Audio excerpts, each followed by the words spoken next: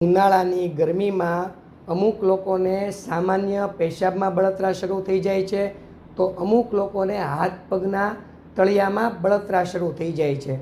તો મુખ્ય કારણો જોઈએ તો જે લોકો પૂરતી માત્રામાં પાણી નથી પીતા, એટલે કે શરીરમાં પાણીની અછત ઊભી થાય છે. બીજું કે ગરમીને કારણે પરસેવો ખૂબ થાય, પરિણામે તમારું શરીર ડિહાઇડ્રેશનનો શિકારનો અનુભવ થાય છે, કેમ કે પરસેવો ખૂબ થાય અને આપણે પાછું પૂરતી માત્રામાં પાણી ન પીએ તો શરીર ડિહાઇડ્રેશનનો શિકાર થાય છે.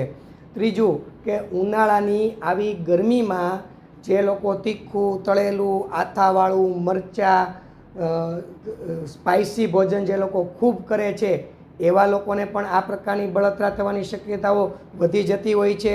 જે લોકો લાંબા સમય સુધી પેશાબ રોકી રાખે છે એવા લોકોને પણ પેશાબમાં બળતરા થવાની શક્યતાઓ ઊભી થઈ જાય છે, અથવા તો પેશાબ એકધારો પીળો આવે છે.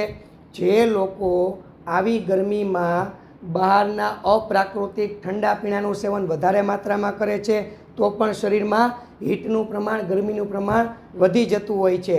અને શાકમાં જે લોકો અડદની દાળ છે, ભીંડાનું શાક છે, સેવ ટમેટાનું શાક છે, આ પ્રકારના શાક જે આંતરિક ભીતરની ગરમી વધારવામાં પ્રોત્સાહિત કરે છે, તો પણ તમને શરીરમાં આંતરિક ગરમી ઊભી થાય, પરિણામે આ પ્રકારની બળતરા તમારા શરીરમાં ઊભી થઈ શકે છે. તો આનું નિવારણ શું છે?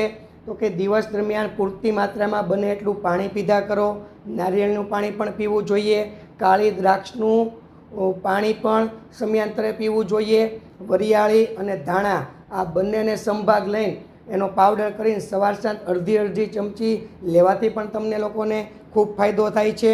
દિવસ દરમિયાન સવાર સાંજ એક ચમચી ગુલકંદનું સેવન પણ કરી શકો છો. એક ચમચી આંબળાનું મુરબાનું સેવન પણ તમે લોકો કરી શકો છો.